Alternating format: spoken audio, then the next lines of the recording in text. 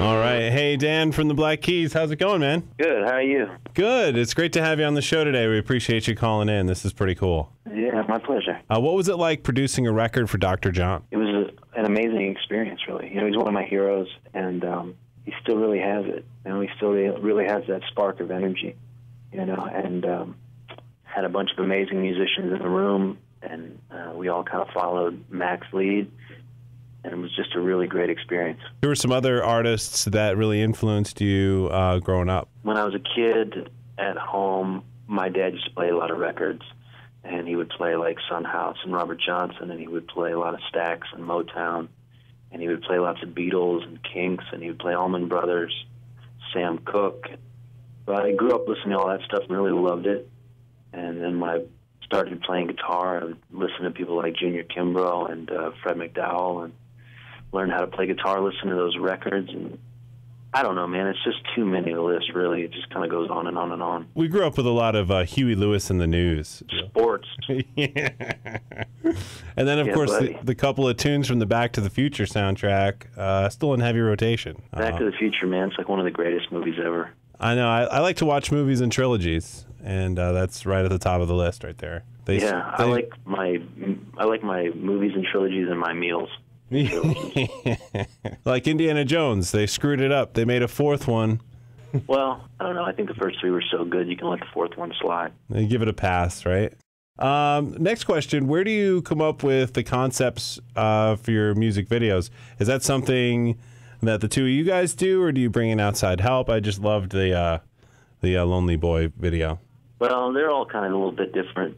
Usually we have somebody submit an idea, and we pick from, 20, 30 different ideas, and then we collaborate with the person a little bit and refine it a bit.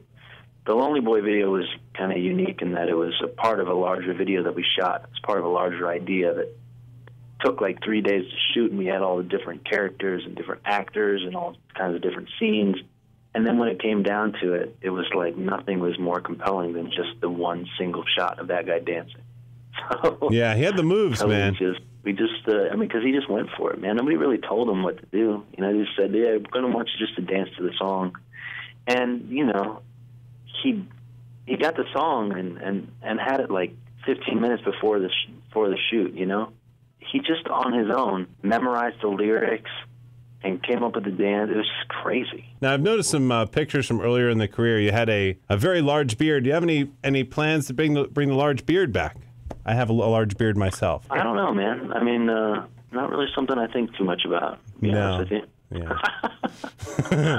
I live in the South now, so it's really, really hot, and just the idea of having a beard year-round kind of just makes me start sweating. I used to live in they call it the snow belt, so it was acceptable to have a beard all the time. My first Black Keys experience was that the show you guys did with the Foo Fighters and Neil Young a little while back, and that was just a great show.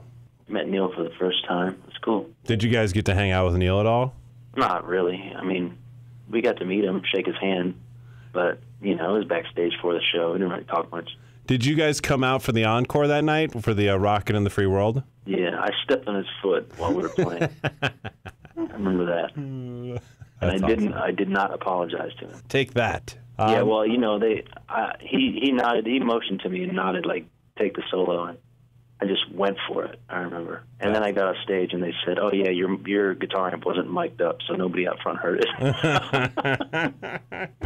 This is like, thanks a lot, Neil. Yeah, thanks, buddy. A couple years ago, you released a solo album. Any plans to continue your solo career at any point? Yeah, I mean, I'm sure I will. I've got a bunch of songs recorded.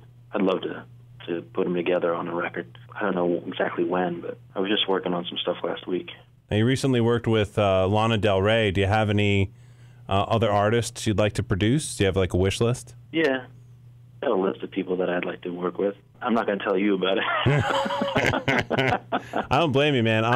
I'm fishing for secrets right now. I'm trying to get you to release some top secret information. It's not working. It's not working at all. I hear you. I get it. You're a vault, man. I can't get anything. I am a vault. I'm an empty vault. Well, regardless, the listeners here in Poughkeepsie and the Hudson Valley have been huge fans of your guys' music over the past couple of albums in particular. And you know, thanks for all the great music over the last couple of years, and we're looking forward to seeing what the future holds for the Black Keys. So so thank you very much for calling in today, Dan Auerbach of the Black Keys. We really appreciate it. So I know you got a bunch of these lined up. I'm gonna let you get on to the next one. Well, thanks so much, man.